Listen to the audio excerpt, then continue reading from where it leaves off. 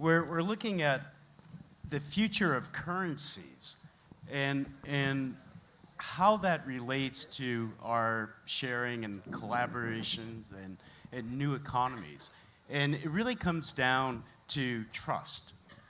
And the bigger issue about trust is, how do we trust?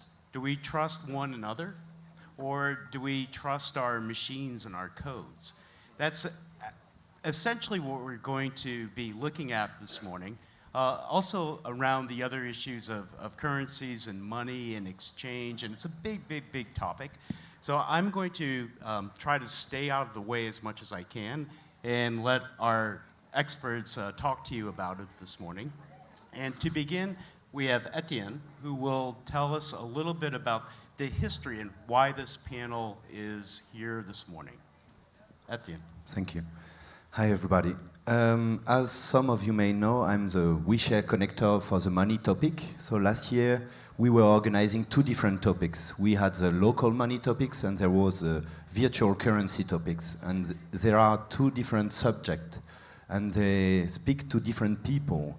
And this year, after speaking with Michel Bowens on Skype, we saw a lot of a boom of the Ethereum, Bitcoin, Fritecoin, Solarcoin, Litecoin emergence. And with Michel, we were thinking like, so Michel from the Peer-to-Peer Foundation, we were thinking like, so we saw this local currency stuff, and there's a rush of virtual currencies coming. So what is the future going to be? Is it techno against human? Is it techno with human? Is it which side is going to win if there's a battle? And what are the currencies that make sense? So that was a proposal of today, not to do the battle, but just to think, to propose, to open the scope and to see what are the different forces playing here on this field. So this is why we have so many different people. And I'm really honored to have Joe as a moderator with our 5 different points of view.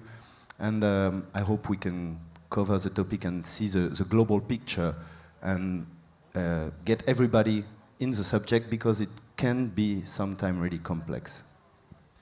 Thank you, Etienne. And to begin, you're up first. So if you would like to tell us a little bit about the regional currencies, and especially the Simba project, and how that relates to this topic.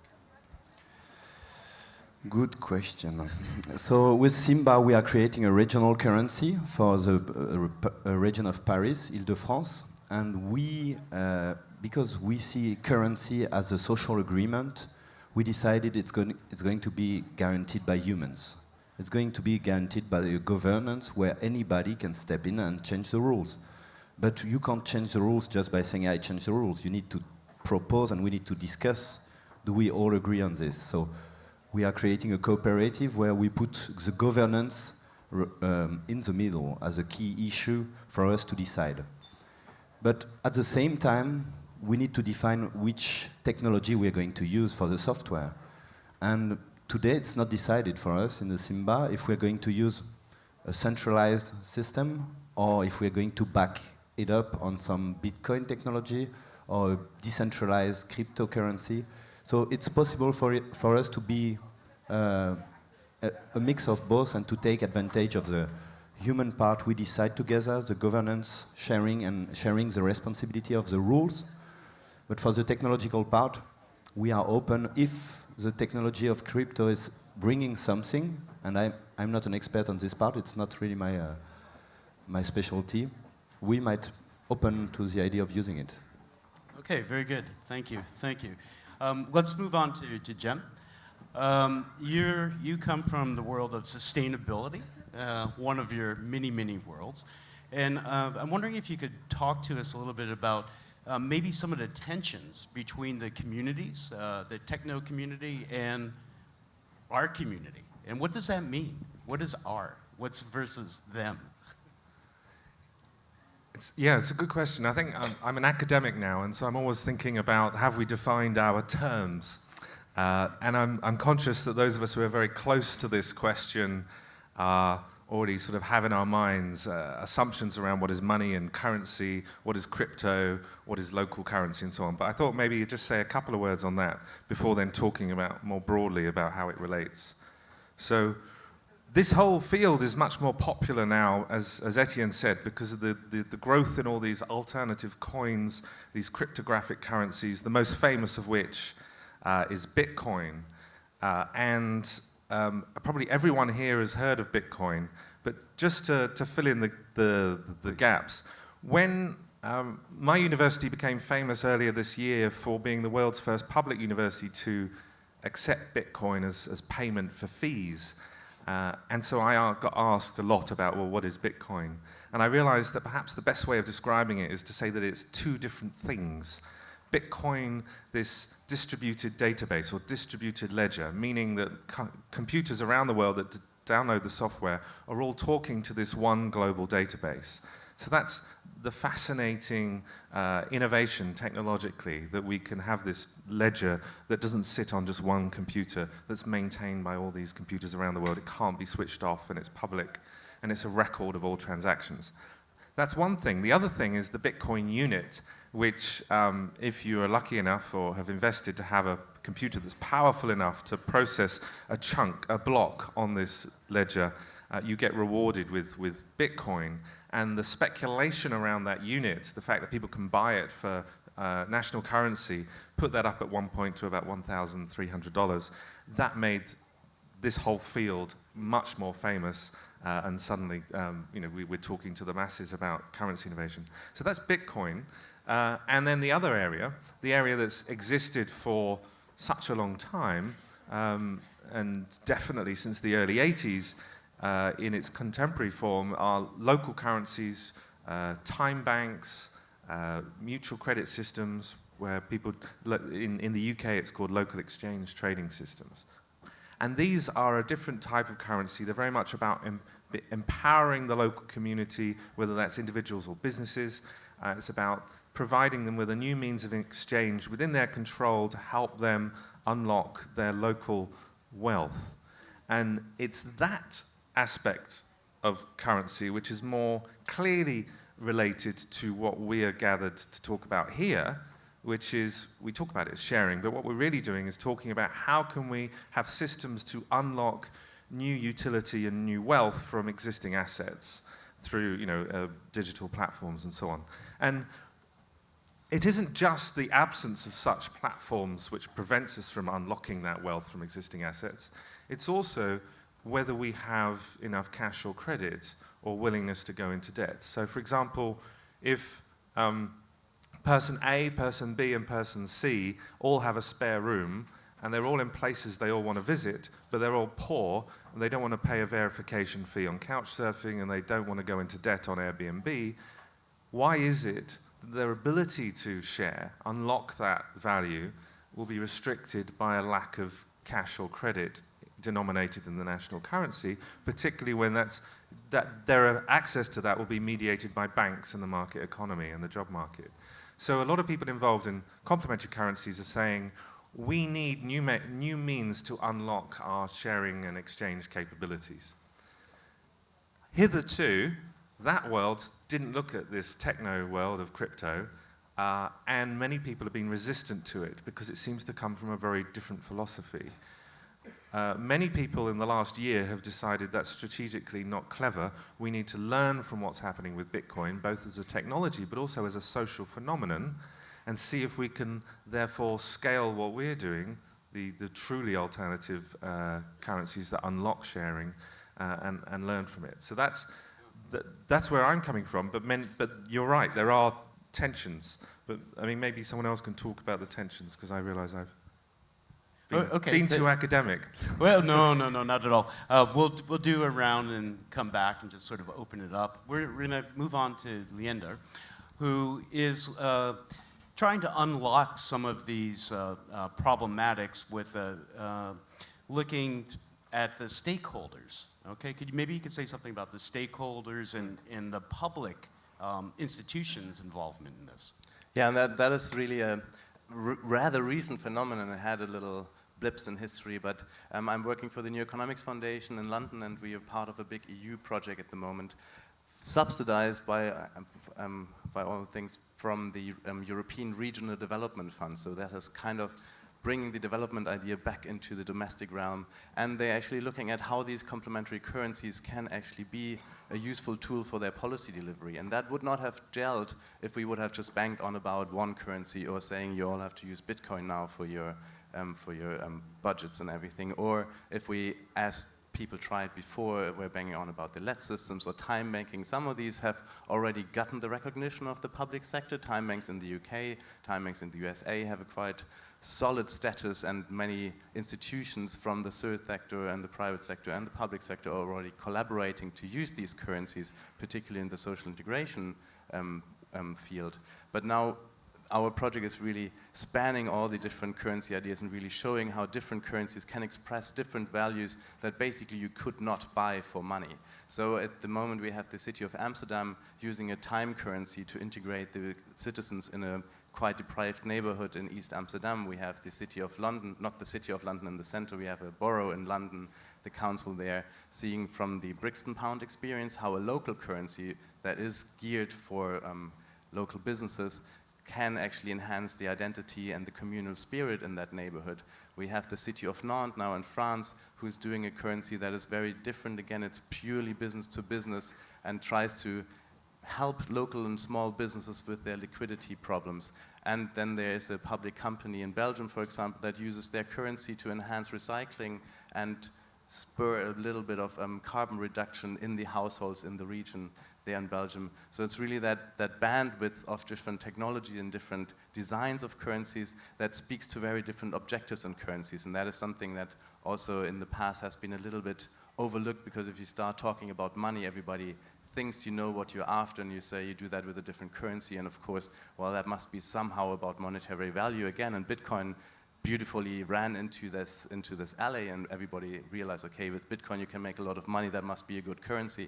But in matter of fact is that many different currencies are actually speaking to very different goals and different objectives, and the impact assessment of these different currencies in their specific goals is something that we're also now getting a little bit more savvy with, and some academic institutions like GEMS University are also stepping into that and saying, look, there is a huge, vast field of experience and pilots and well, different modes of working there that needs to be understood better to then be designed and operating much more sustainable in the future.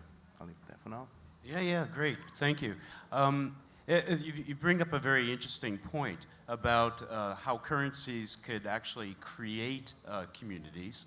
And it's a deeper issue, is what are the underlying values that those currencies are based on? So I'm going to ask Primavera to speak a little bit on the values and maybe the systems of governance of currencies.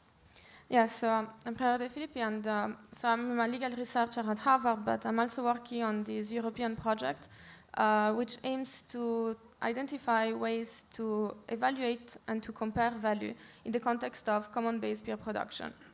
And so basically, we encounter two main problems. One is that common-based peer production, we need to consider different systems of values. So we have the standard utility value, which is to some extent objectively quantifiable, and which basically describe the utility that can be extracted from those commons.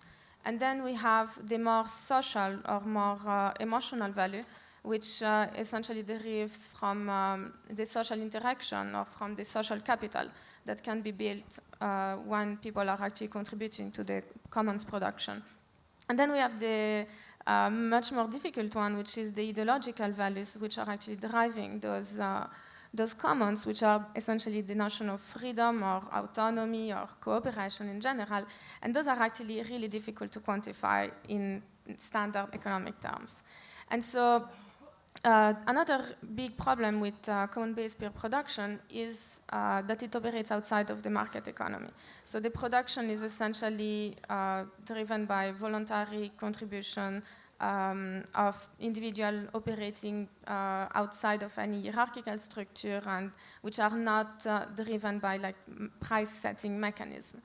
And also in particular in the context of information commons, then the output of production is also no longer a scarce or a rival resources, but is completely, it is a resource that can be shared and it's essentially abundant.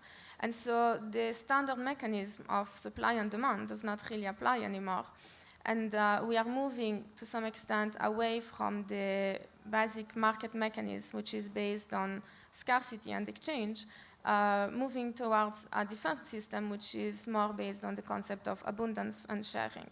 Now, the main problem with that is that because we can no longer rely on the standard market mechanism, then we also can no longer rely on price as the universal indicator of value.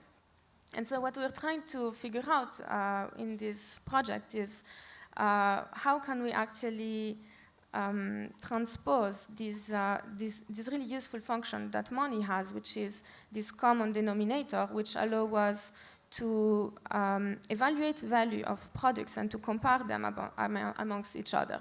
And this is a function that could actually be really valuable to transpose also in the context of common-based pure production in order to some extent be able to compare and evaluate the value produced by different communities which are not operating in the market economy.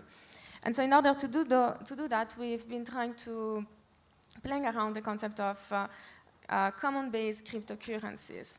And the idea is to rely on the technology of the blockchain, the cryptographic ledger, and try to see how we can use it no longer to create a system of currency, but rather an alternative system, which is perhaps a mixture of reputation system or credit system, or we still are trying to figure it out. But the idea is how can we actually create an alternative universal indicator of value that will be much more suitable for the commons than the standard market price mechanism.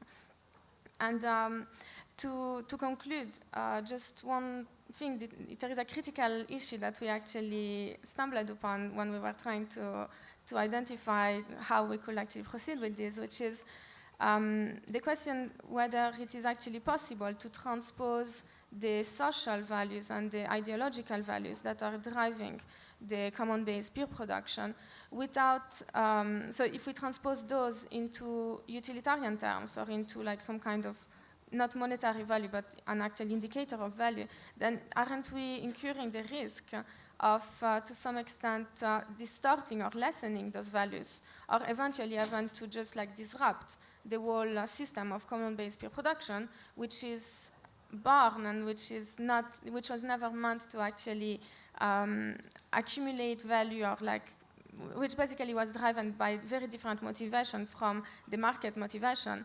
And so we're trying to figure out whether creating this new tool, which will provide a similar system as the price system, might not eventually disrupt the system as a whole. Well, thank you. There's lots to digest there. And I'll ask Jean-Francois maybe to help us out.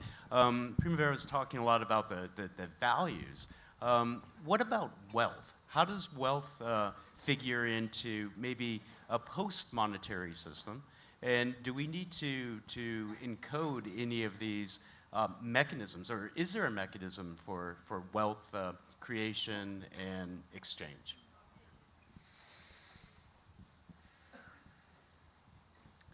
Well, yesterday in my talk, I talked a lot about ontology. That means how words describe our reality. And I feel quite amazing to see that we have hundreds and hundreds of words to describe the market economy. And in this paradigm, also, when we say wealth, or we talk about a wealthy person, we confuse with money. And of course, each time I ask a group of people, well, what would you really call wealth? And then when people allow their brainstorm and creativity, then they say, well, free time, health, beauty, material stuff, and so on. But it comes as a much broader thing than what money can buy, of course, and we all know that. However, we do have an ontological confusion with wealth. So in our work, because I also do work with a network of people committed to building the post-monetary society, and that means with technologies that work better than money, that conventional money, one of the first things we had to go through, and it took years. You know, I remember our conversation 7, 8 years ago, kind of deconstructing everything, including wealth. And we came up with different levels of wealth that kind of include one another. So the first level, the one we know, material wealth, or what we call movable wealth. That means, you know, I buy you a car comes from your hands to my hand, or a house. The house doesn't move, but it comes from your hands to my hand, and so on. So movable wealth. Then you have wealth that you can measure objectively, like a biodiversity, ecological footprint, carbon emissions, things like that, okay?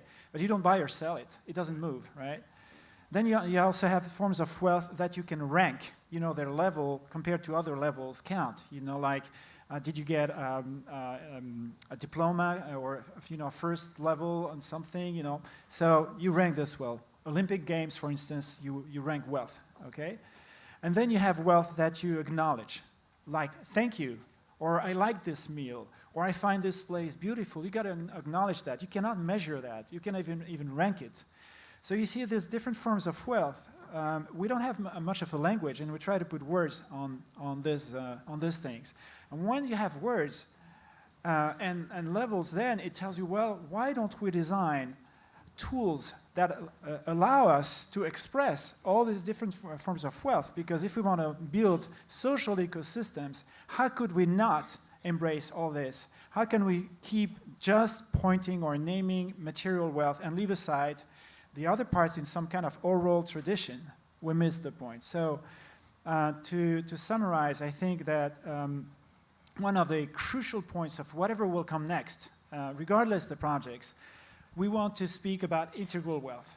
And so maybe we can name currencies as a language of wealth, and not just what we buy and sell, okay? The second thing that I think becomes very important, and we do work on that as well, yes, we do want open source platforms and technology, and I think we want to even go further than that. That means really embed it as an internet protocol. Really have this embedded, the capacity to build language of wealth and currencies, or language of flows, inside the internet structure at the low-level technology, so that we can build up, you know, lots of diversity out of that. The third thing, whatever platforms will emerge, I see people mostly think market economy, again, how we buy and sell things with different means, you know, of storage of value and so on, the measure and so on. And most of them still forget that we can also today build huge gift economies as well. And many people think, you know, gift economies, why would we need currencies?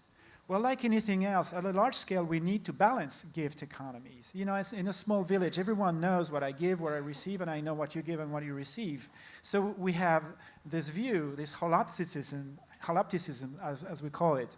But at a massive scale, you need some kind of tool that will reflect, every one of us, the state of the ecosystem. So we do need currencies also for gift economies. Now, maybe they don't express buying and selling things, but they may express reputation, love, appreciation, you know, things, work done, things that flow from one place to another. So I'll stop here. No, that's fascinating. It's great. I just want to throw out a question to anyone on our panel, and I'm thinking around the issue of flow. Okay, how do we get out of the bind of hoarding to one of not only sharing, but of continual exchange, so that we have a flourishing? Etienne? The more we work on currency and the more we speak about Simba, the more we can't call it anymore a currency or money. It's exactly what you said. The more we work and we advance, the more it becomes money. Even the term is not right anymore. So currency is the current. We can see the currents that are flowing. And it's exactly about that, is how we reveal the flows of energy, the flows of giving, of receiving, of different wealths that are already here. And the metaphor that I like is the blood. We just need to reorganize the flows of our system. We need to define a code, a set of value to say what are the flows that go first.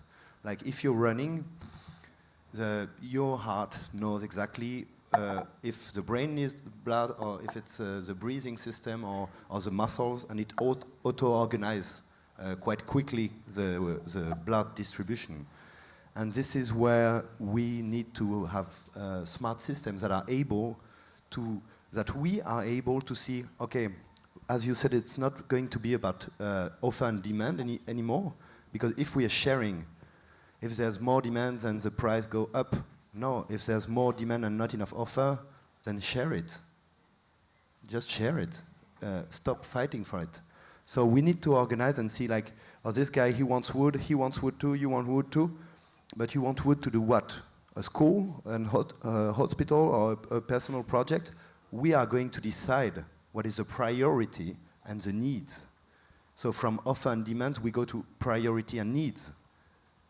And we have to decide together and to say, yeah, what has more value for you, the hospital, the school, and it's maybe not one against the other, but what comes first? What is the priority?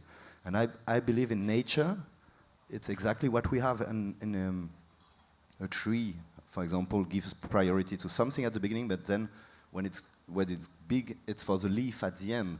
So the growth from the beginning is not the same as the growth at the end. So we need to find a dynamic system in order to see the flows and choose the priorities for the flows and be aware of what we are choosing and be able to give our needs and collective decision.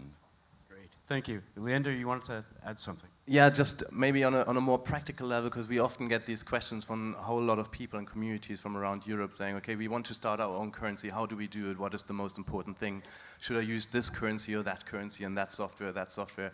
And in the end, focusing on the flows and focusing on the people and the exchanges you want to do, I often go to say that actually stop thinking about your currency, start thinking with your objectives. And then there's a whole range of things that you need to consider first. And if you talk about software, it's often the case that the marketplace is actually what is more needed to be really elaborate and well designed.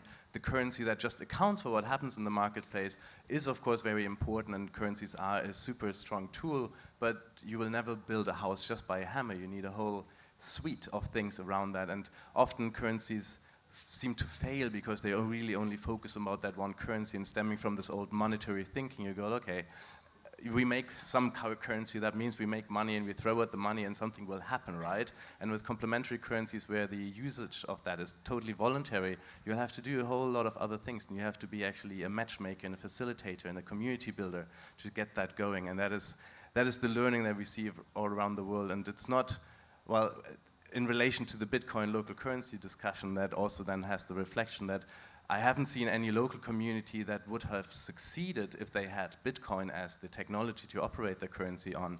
And on the same, on the opposite side, the possibilities that Bitcoin offer don't really necessarily gel with what people need and want. Bitcoin is one currency and it's one pilot, it's one experiment that is great to show a few things, but all these learnings have to be reintegrated to actually build whole systems of wealth, or of community, of collaborating in some way. And it's not about the currency particularly that you use or the name of the currency, it's really what you do with that currency, and we'll have a little perk on that later. Yeah, okay. But before we move there, Primavera wanted to... I just want to, I think it's an interesting question, because it seems like during this conference there has been a lot of discussion that we need to move from state towards flow. But I actually think so. We actually thought about this a lot within my research project, and actually one of the main decisions we made within this for this kind of common-based cryptocurrency will be that actually we want it not to be exchangeable. So we want it's not a transaction flow. On the contrary, we want actually to record a state, in the sense that the idea of like exchange is like we have scarce resources and we are exchanging resources. Whereas if we move into the concept of sharing, we are not exchanging anything. So there is a flow of interaction in some way, but the currency it's not a currency, but the crypto thing that we want to design will not be something that is exchangeable, because if it is exchangeable, by definition, we are recreating a market, and we don't want a market, therefore we don't actually want a flow in that sense. However, we do want to be able to record the flow in order to, or not the flow, but to record the transaction or the sharing that is happening in order to be able to, on the one hand, record what kind of value has been produced and also by whom. But so our idea is that the currency will actually be connected to the person and will basically become like this kind of reputation or like a history of what that person has done for the commons. And so for this particular application, it seems to me that we actually want to move from the flow, because currently we are in a state of currency flow, into an actual state, more of fixed state or record state. Well, that's an interesting twist on it, because we're moving from the market economy, which is based on transactions, to some sort of exchange and relationship. Is that what you're trying to get at? Yeah, I think we also, what we're aiming to do, at least in this project, maybe it's not the best solution, but it's like we want to avoid the whole concept of transaction. Right. Because a transaction involves an exchange, involves consideration, whatever. Yeah, symmetry, or maybe not necessarily, but it involves me giving something away or whatever, so exchanging something for something else. And whereas I think what is important, and that's why we are exploring the concept of the blockchain and the cryptographic ledger, is like we want to maintain an historical, basically a ledger of whatever has happened, but this ledger is static in the sense that it can never be changed. It's just something that happened to every it's really hard to say because it's not a transaction, but everything that happens is recorded and is statically on this blockchain forever, so that we can then look at it and assess what kind of value is produced and where is value coming from. Wow, that's a collapsing of time.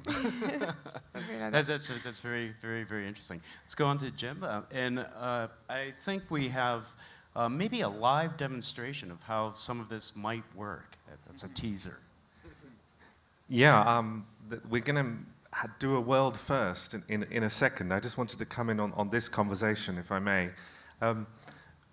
I think what this conversation has shown is if you work on currency issues, that really encourages you to think more clearly about questions of wealth and of economic relation, and is it giving, is it sharing, is it renting, is it commercial exchange?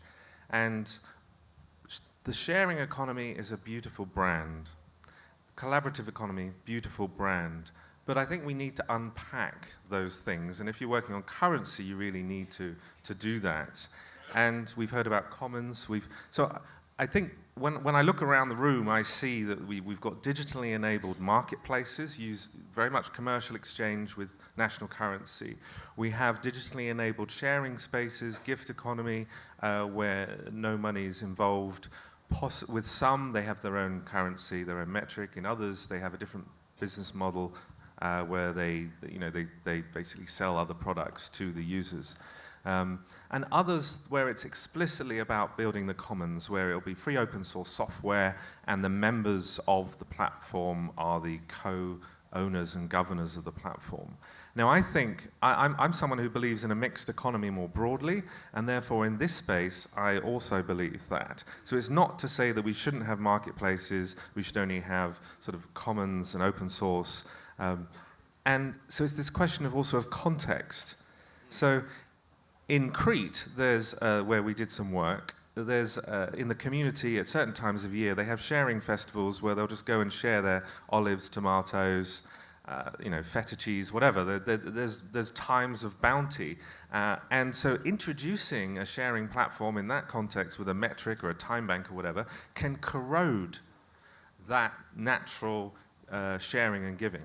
Yet, in the same place in Crete, there are elderly who don't get care, and there's been a 50% cut in the caring budget because of the financial crisis. And so introducing a currency to recognize volunteering and reward it and help people to be volunteers on a regular basis in ways that they might not, that would then help. So there's very much this question of context.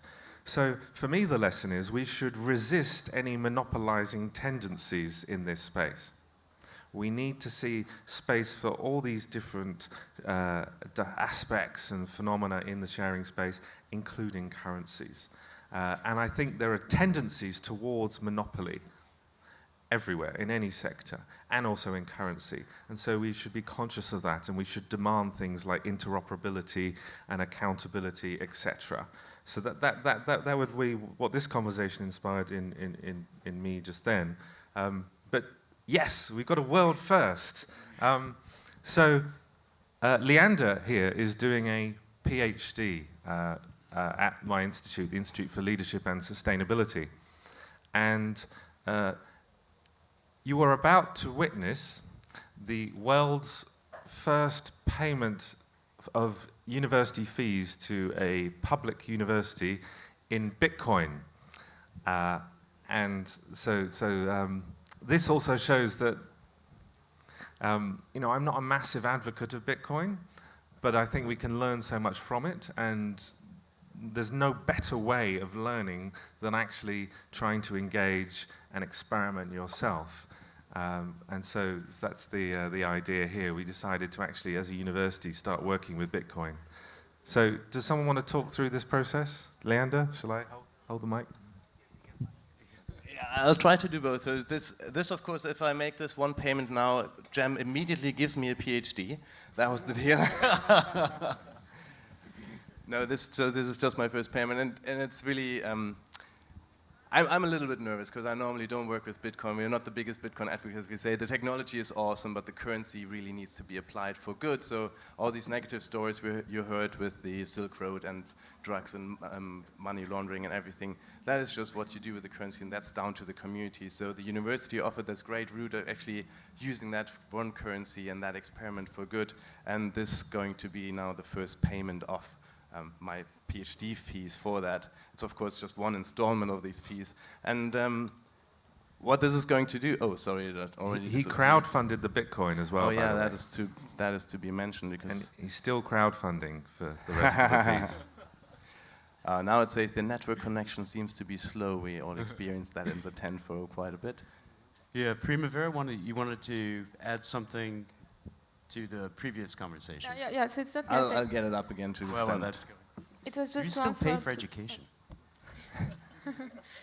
to answer to your comment, which is that in fact we need to have some kind of interface between like the common-based society and like the more market economy. Our idea with this project to create this common denominator of common indicator of value is also that we hope it can actually create an interface between the common-based system in which people can use this cryptocurrency, even if it's not a currency, in order to interact with each other and understand who is contributing what to which common-based project. But also so the idea to create this common universal denominator, or this like proxy for value, is also that if we can create something that is universally recognized, then the more commercial or the market economy, we could imagine that we have, for instance, commercial actors. So let's take the example, for instance, of like an airline, for instance, or a university or whatever. So even though it's a commercial actor that normally just operates on the market economy, might also recognize that there is value in people contributing to the commons. And for instance, if you come to me and if you're just a normal person, or if you're not part of this common-based cryptocurrency system, then I will just sell you my products for the standard price. Whereas I could also decide to contribute in some way to the commons by simply rewarding people that are contributing to the commons. And so, for instance, as an airline, I could be like, okay, so if you have this particular amount of value that you have been contributing to the commons, then you're going to get a discount. Or maybe I am a restaurant and I'm happy to actually provide free meals to everyone who has reached a particular value system, you know. And so the idea is we can create this kind of interconnection or interface between a common-based system and a market system by creating an indicator of value which is completely distinct from the actual price as a common denominator of value, but that can be understood by the capitalist system because it actually operates through the same logic in the terms of value, even though internally it is completely different. Yeah, I used to think that money and currency were extremely boring and complicated topics. Now I know that they're complicated, but they're not boring. And the reason is because the design of a currency system really does influence our behaviors. It incentivizes some and disincentivizes others, and it even influences how we experience wealth, or what we think wealth is. And so I think that's key from what you've just described, is that actually if you get this right, you can encourage and reward certain behaviors, not others. And that there's a sense that we don't have enough of the collaborative, caring, compassionate, cooperative behaviors in society. How are we doing with that? Well, we're doing very well, because with this payment I'll start my PhD, which is exactly about figuring out all this terminology. So I don't know if that little cell phone screen is visible, because I'm just going to click. Is it possible to zoom in on that? And that is the send. Don't look at my code. It's about trust, right? Share with us. So that is broadcasting the transaction going straight out, and it's booked away from my cell phone now. The bitcoins have left my cell phone. They're not at the university yet. That'll happen probably in the 9 minutes that are left in this talk. Okay, so we've used a system called BitPay, which makes it super easy to use QR codes and mobile phones. So a German in Paris has played a British university in a non-state currency. Yes. Yay! Congratulations. Yeah, you're on your way. You know, let me just throw out something to the panel and see where this goes. We're talking about currencies and exchange. Let's go to the other side of that and talk a little bit about interest and debt. Is debt good? If you owe me something or I owe you something, is that a basis of trust? And what about interest on that? And money creation? That's a whole lot to ask, but just some brief thoughts on those.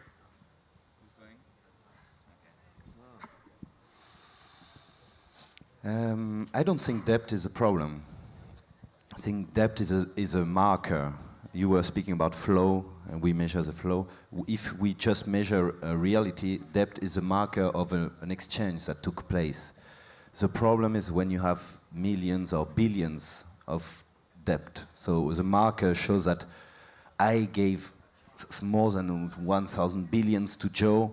We have a problem. This is too big of a difference, of an unbalanced relationship.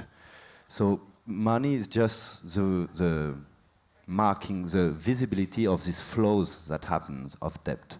So a web of debt for me can be positive and negative. There's nothing wrong about it. The problem is if it becomes unbalanced, there's a problem. And the problem that we have today in the system is because I owe, or because Joe gave me 100 last week, each week that I'm not rebalancing the relationship between us, it becomes 101, 102, 103, 104. So the more I'm not able to rebalance the relationship with Joe, the more I'm going to be in debt and pay interest on it. I don't know if I'm clear. The more I'm not able to rebalance the relationship, the more I'm going to go down. So it's the interest that we have on money today, the way it works, was banned in every religion. It was called usury, and it doesn't help us to rebalance relationships. Thank you, Etienne. Jim. Yeah, for thousands of years we've had people criticizing interest-bearing debt, and for hundreds of years we've had campaigns around monetary reform at national level, and yet things have got worse. Yet now we're seeing the ability to take matters into our own hands and not just criticize, but design parallel systems. Systems which may be complementary, depending on your view and guessing what's going to happen next, or may actually be disruptive and ideally even transformative and create a far better monetary system or set of systems.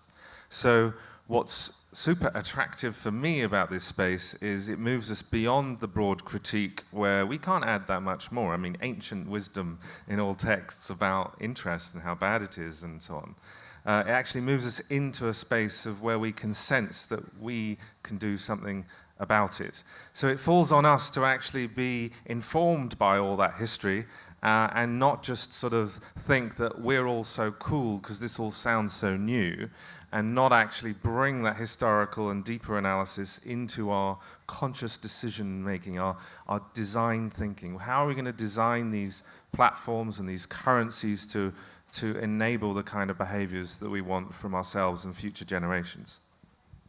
And maybe just to, well, first of all, actually, that said, this is not only integrating all these different complementary currency solutions from local to Bitcoin to crypto to non-monetary solution, but it's also bringing in the other side of the changing money coin, that is the monetary reform movement that Jem alluded to.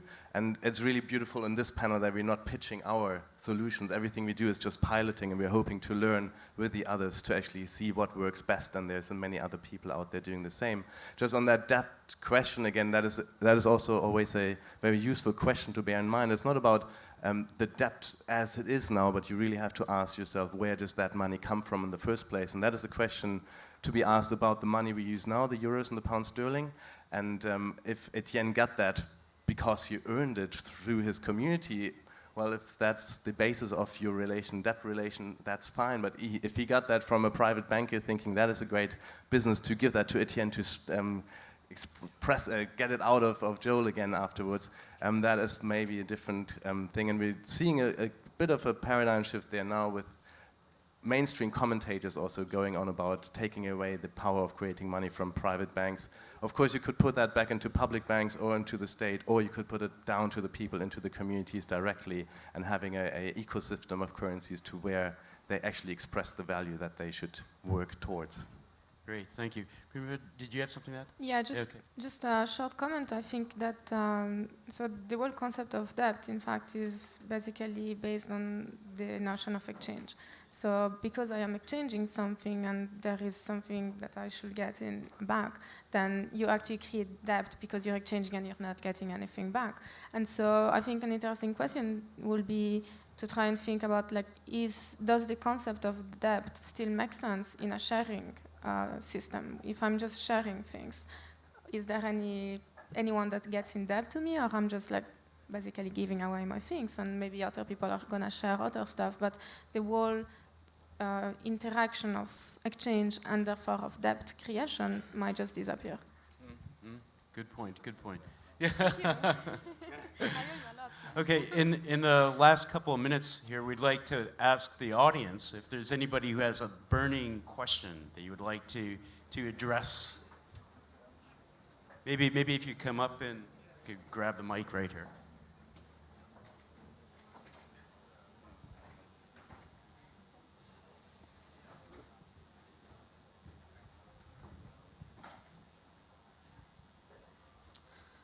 Hi, so I want to thank the panelists. It's been an amazing panel, great way to start the third day. My question, and Primavera, this is mostly directed towards you because I think you sort of like reached this frontier more than the others. But I'm actually asking to question the whole concept of quantification of value. Now, it makes sense historically that it's an easy way to contain and transport information in a simple manner, but now that we have the internet, we have a system like couchsurfing, which is an entirely qualitative economy that may be the largest gift economy in the history of humanity. So, given all that we know about how quantifying value can distort, disrupt, hide like negative externalities from the price, anyway, what do you think about the idea of a qualitative economy? Thank you, good question. Who would like to handle that? Okay, thank you. Yes, I think we have lots of space now to invent massive gift economies where we don't necessarily just exchange. Like I give you something at the condition that you give me something back. I may just give something because I enjoy the act of kindness and I know that something may come back to me from another place, from another time, from another person. So I really think we should value very much those platforms that enable massive gift economies in which we don't need to put numeric value on something like measuring value, but more like acknowledging the value of wealth that we see. So hence the difference or the ontology that we need for wealth. And I'd like to finish with a question of language because I see lots of organizations who want to do new things and they say, well, what business model will we have? And why don't they think about what wealth model will we have? So that means really go into integral wealth and understanding that business doesn't just speak about exchange, but also about acknowledgeable wealth, measurable wealth, rankable wealth, I mean, all these other forms of wealth. So we need to integrate those things, I think, in our worldviews. Yeah. Good, good. We have time for one more question? Or do you want to make a comment? No, we have time for another question.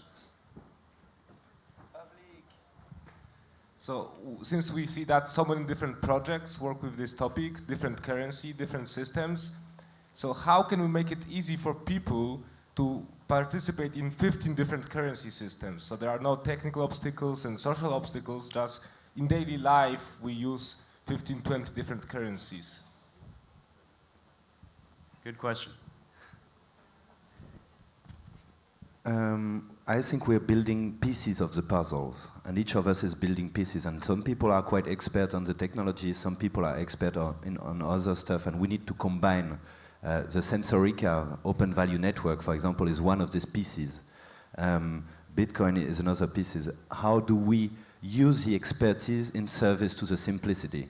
How do we use all the complexity that some people invested in getting to know these things to make it easy and understandable for people to choose for themselves, to use it, and what code of value set of agreements they want to use. So there's a big need of work of simplification from the expert to the public. Okay. For businesses, it makes a lot of sense right now, given the fact we're likely to have another financial crisis in the next 18 months, just because that's what generally happens. It would make sense to have multiple currencies as a business. So it would make sense if you're a business in the Ile-de-France to have some Simba positive balance. It would make sense to have a range of alternative currencies other than euros, purely as a hedge, as a risk management decision. And I think for individuals as well. If we see that the spike in Bitcoin occurred after the bail-in in Cyprus in March last year, when people suddenly realized that your government, with the IMF, with the European Commission, can come in and seize some of your deposits of euros. And then people therefore thought, well, I want some Bitcoin.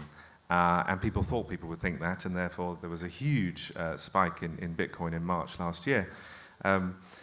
I think it would make sense for all of us to create alternative means of exchange and therefore livelihood, as well as build our own social capital, horrible term, but you know, our networks of support and giving and also exchanging outside of the monetary system.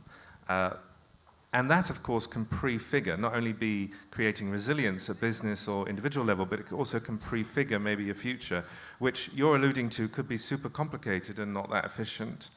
But I think we will see with smartphones, we'll see wallets where you'll go into a shop and then you'll see the best price in currencies depending on what the retailer wants in terms of managing their currency exposure. So they may give you a better deal for the Mars bar in euros or in Simba points or whatever it is, and the smartphones will do all that processing for us. And of course, it's not about the best deal you'll get in that currency. It is about knowing which of these currencies that you could use at the point of sale actually reflects your values. And if that shop dealer, that shop owner participates in the timing that is really important to you because it's helping your neighbors, that is the currency you're going to use. It's not so much a technical problem, more about an understanding of the impact and what these currencies actually stand for. But yeah, we're working on that too. Great, thank you. We have to wrap up. And if we want to continue, if anybody wants to continue this discussion to find out if money could buy you love, or maybe the old money can't buy you love, or maybe the new money will, we're going to continue this discussion, and Etienne has the details on it. Yeah, at 11, at the sharing wall about passions, because money or currency is our passion, we're going to be passionate about it and follow the discussion, because you see the story is big. So sharing the passion wall just behind, there will be two different topics, the future of currency with this discussion and the future of work with another discussion. And I would like to try to give a last word that I gave already in the Netherlands last year. Like, we are speaking about the future of currency, and I don't know the future of currency. But what we are here, we share the age of communities. So if the question is what is the future of community currencies, my answer is communities. Thank you, panel. Thank you, audience.